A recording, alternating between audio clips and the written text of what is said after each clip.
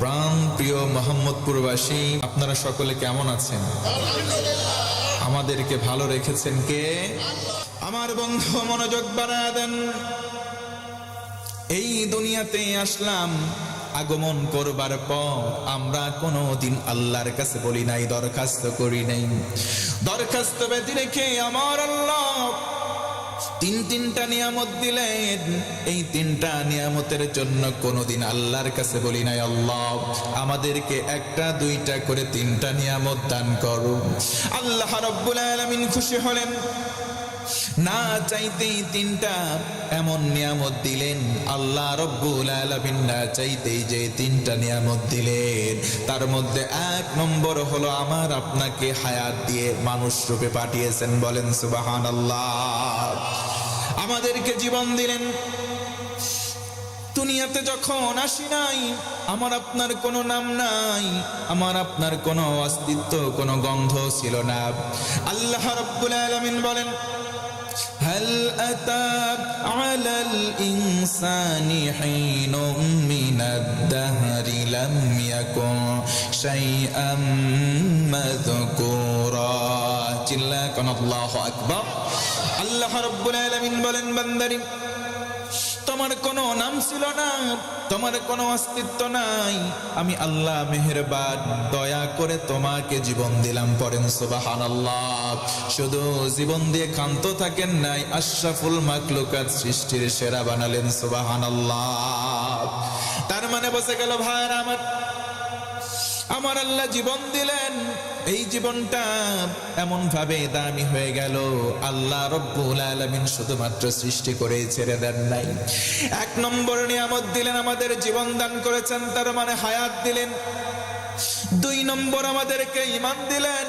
ও মুসলমান, আল্লাহ ইচ্ছা করলে আমাদেরকে হিন্দু খ্রিস্টান ইহুদিদের ঘরে জন্ম দিতে পারতেন। কথা বলেন ঠিক কিনা? কিন্তু আল্লাহ তা করেন নাই। আমার আল্লাহ খুশি হলেন, আমাদেরকে এতটা মহাব্বত করলেন, এতটা ভালোবাসলেন, আমাদেরকে ঈমান নামক দামি সম্পদ দিয়ে মুসলমান ঘরে জন্ম দিয়েছেন। সুবহানাল্লাহ। আমার বন্ধুগণ মনোযোগ বাড়ায় দেন। কেউ যদি মুমিন হয়, কেউ যদি ইমানদার হয়ে যায়, আল্লাহ রাব্বুল আলামিন তার জন্য কি বলেন? আল্লাহ রাব্বুল আলামিন বলেন, আল্লাহু ওয়ালিয়ুল্লাযীনা আমানু ইউখরিজুহুম মিনাজ-যুলুমাতি ইলান-নূর। আল্লাহ রাব্বুল আলামিন বলেন, ও গোলাম, তুমি যদি মুমিন হও, আমি আল্লাহ তোমার ওলি হব, তোমার বন্ধু হব, তোমার অভিভাবক হয়ে যাব। আমি আল্লাহ রাব্বুল আলামিন যদি কারো বন্ধু, কারো ওলি কিংবা অভিভাবক হই, তারে আর অন্ধকারে রাখবো না, অন্ধকারে আর রাখবো না, আলোর দিশা দেখায় দেব। আলোর দিশা মানে জান্নাতের পথ। ও মুসলমান, তার মানে ঈমান যদি আমার আপনার মধ্যে থাকে, ওই ঈমানদার বান্দা বান্দিকে আল্লাহ ফেলে দেবেন না, জান্নাতের পথ ধরিয়ে দেবেন। বলেন সুবহানাল্লাহ। তিনটা নিয়ামত কোনদিন আমরা আল্লাহর কাছে চেয়ে নেই নাই। এক নম্বর আমাদের জীবন চাই নাই, দুই নম্বর ঈমান চাই নাই, আল্লাহ দান করেছেন। আর তিন নম্বর না চাইতে যে নিয়ামত, সেটা হলো নবীজির উম্মত হতে পারার সৌভাগ্য। করেন সুবহানাল্লাহ। অনেক নবী আলাইহিস সালাতু ওয়াস সালাম ছিলেন, আল্লাহর কাছে দোয়া করলেন, মালিক আমরা নবুয়ত চাই না, আমরা নবীজি সাল্লাল্লাহু আলাইহি ওয়াসাল্লামের উম্মত হতে চাই। আল্লাহ রাব্বুল আলামিন তাদের দোয়া ফিরিয়ে দেন, তাদের দোয়া কবুল করেন নাই, আমাদেরকে ভালোবেসে নবীজির উম্মত বানিয়েছেন। সুবহানাল্লাহ। আল্লাহ রাব্বুল আলামিন বলেন, ফি জান্নাতি ইয়াতাসাআলুনা আনিল মুজরিমিন মা সালাকাকুম ফি সাকার ক্বালু লাম নাকু মিনাল মুসাল্লিন। আল্লাহ রাব্বুল আলামিন বলেন, ও গোলাম, জান্নাতি আর জাহান্নামী দুটো দলে ভাগ হয়ে যাবে। জান্নাতীরা জান্নাতে চলে যায়, জাহান্নামীরা জাহান্নামে যায়। আমার মোহাম্মদপুরের ভাইরা বলেন তো, জান্নাতি আর জাহান্নামী কি সমান হতে পারে? আল্লাহ রাব্বুল আলামিন বলেন, لا يستوي أصحاب النار وأصحاب الجنة أصحاب الجنة هم الفائزون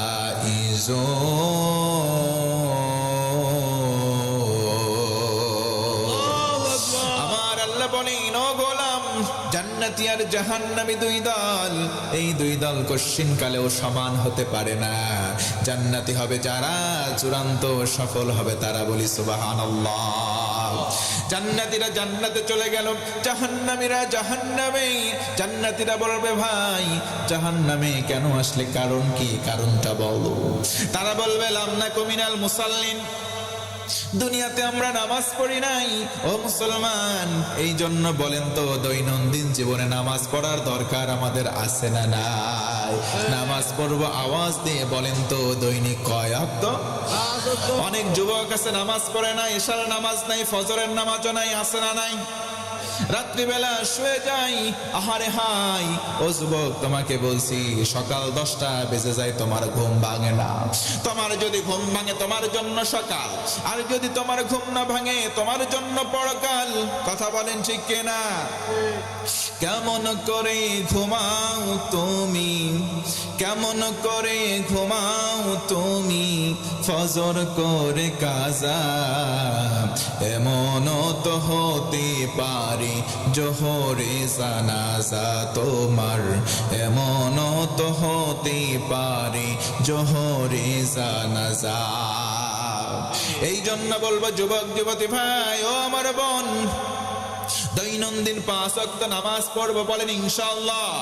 অনেক মুরব্বী আছে এমন, মুরব্বীকে যদি গিয়ে বলেন মুরব্বী বলেন তো মাগরিবের নামাজ কয় রাকাত, মুরব্বী বলবে নামাজ পড়ি না, কোন রাকাত কেমনে কই, আছে না নাই?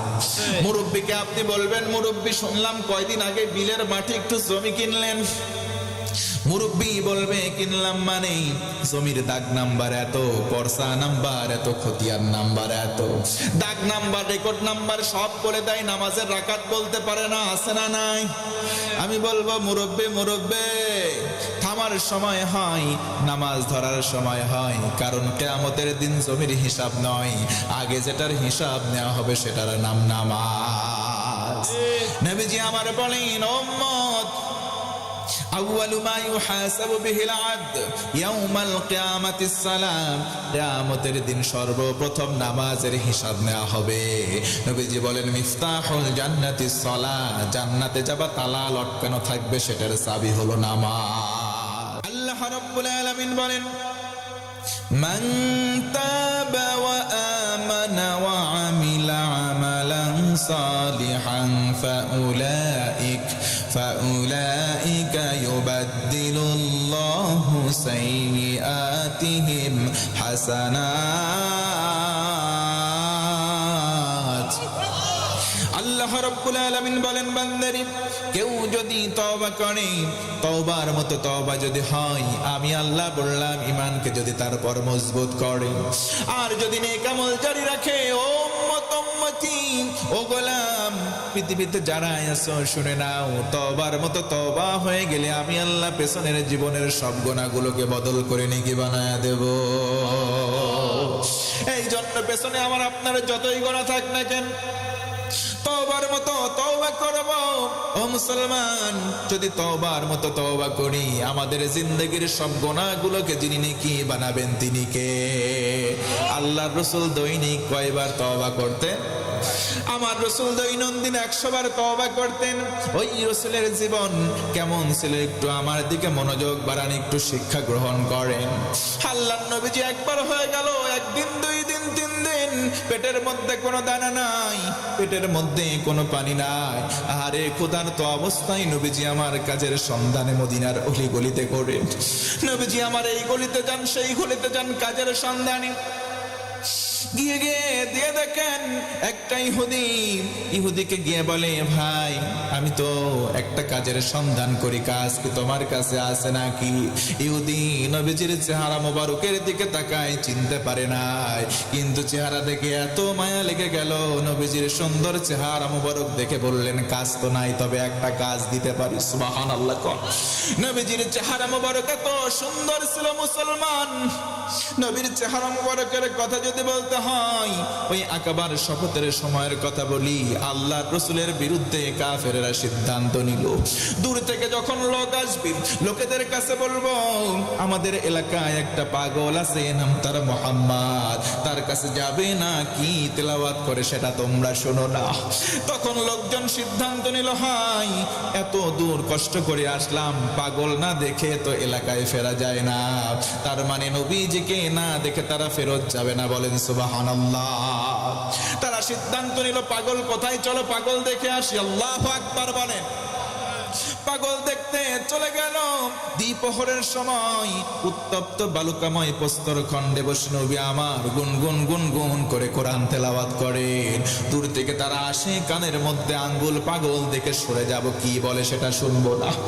একবার তারা সূর্যের আলোর দিকে তাকায়, ও মুসলমান, আবার নবীজির চেহারা মোবারকের দিকে তাকায়, আরে এত সুন্দর চেহারা, একেবারে দ্বিপ্রহরের সময় সূর্যের আলো নবীজির চেহারা মোবারকের কাছে অম্লান হয়ে যায়। জায়গায় দাঁড়িয়ে তারা তাকিয়ে তাকিয়ে একজন আরেকজনকে বলে, পাগল যদি হবে, মাথার চুলের মধ্যে থাকবে জট, গায়ে থাকবে সালা কিংবা চট, এত সুন্দর চেহারার পাগল তো জিন্দেগিতে চোখে দেখি নাই। বলি সুবহানাল্লাহ। চলো তো একটু কাছে যাই, কেমন পাগল, গুনগুন করে কি গান গায়ে, গানটা একটু শোনা দরকার। সুবহানাল্লাহ কোন। ও আমার মোহাম্মদপুরের ভাই, মনোযোগ বাড়ান, একটু আওয়াজ দিয়ে বলেন তো নবীজি গুনগুন করে যার গান গায়, গানগুলো গায় একজনের, তিনি কে? তারা কাছাকাছি চলে গেল, কান থেকে আঙ্গুলগুলো সরালো, নবীজির চেহারার দিকে তাকাই, চোখ দিয়ে ধরে রাখতে পারে না, আহারে দাঁড়ায়, কান থেকে আঙ্গুল সরায়, নবীজির সুন্দর তেলাওয়াত তাদের কর্ণকুহরে প্রবেশ করে কলিজায় ধাক্কা দেয়। সুবহানাল্লাহ। জায়গায় দাঁড়িয়ে তারা কোরআন তেলাওয়াত শোনে, চক্ষুগুলো বিগলিত হয়, চোখ দিয়ে দরদর করে পানি।